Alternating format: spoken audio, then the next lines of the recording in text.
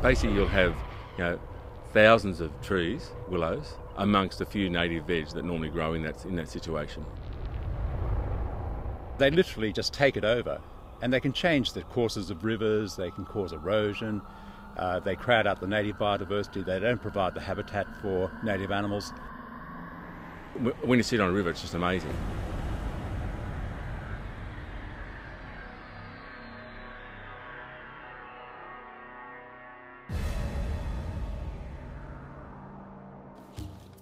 They really are a very bad thing for Australian rivers. So, particularly in our catchment where we have some of the worst of the willows, the black willows for example, these are very important plants to get out of the environment if you can actually come up with a sustainable plan.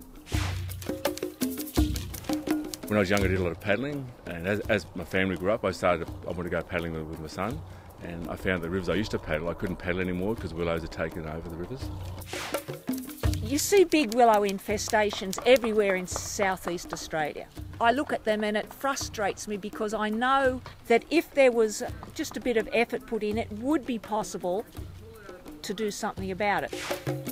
When I first came down, there was willows that were just clogging up the whole canyon down here, and I remember coming down. It was hard work because willows just clogged up the whole river, and we couldn't move down at all.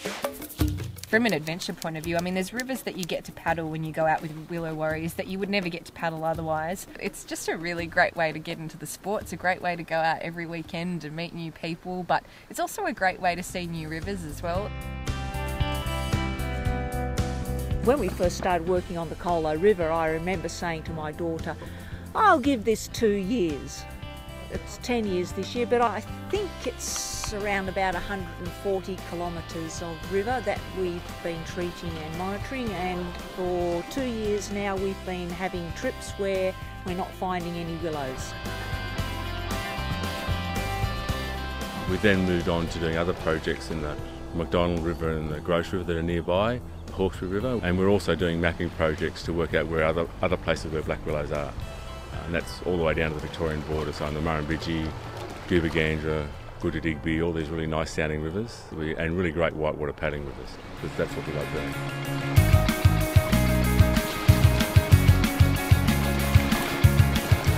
You really get like the practical aspect of seeing results of the work that you're doing, and it's something meaningful. It kind of makes you feel a bit differently about it.